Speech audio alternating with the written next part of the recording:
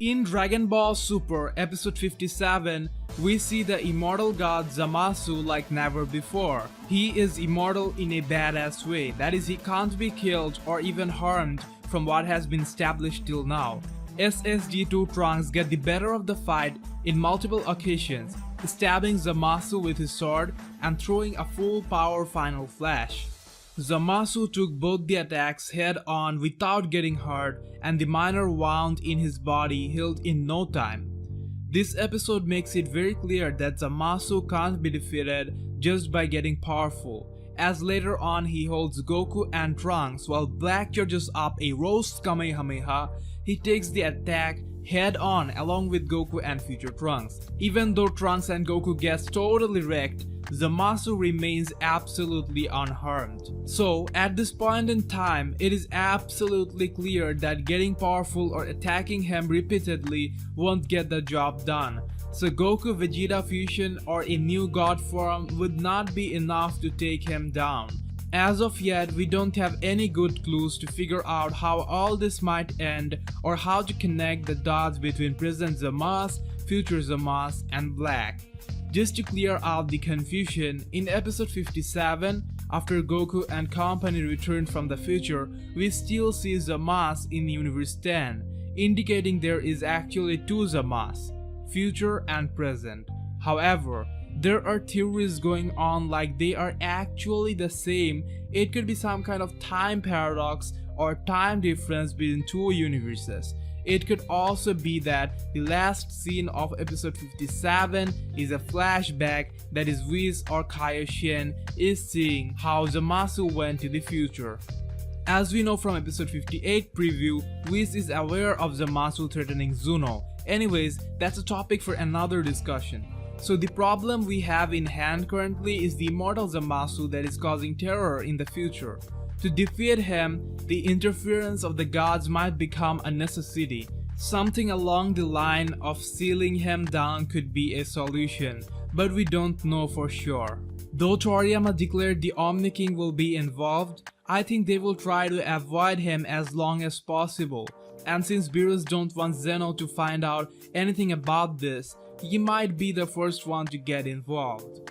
However, in this video, I want to look into the history of Dragon Ball and see if there's any villain similar to Zamasu. If we take all major Dragon Ball materials in consideration, Garlic Jr. is one antagonist who has some similarity with Zamasu. Garlic Jr. made a movie appearance, but I'm mainly taking him in consideration as he also appeared in the official Dragon Ball Z series. It was a filler arc, but I consider anything shown in the official Dragon Ball Z series as important and valid. That's how I personally think, and that's how it is going to be.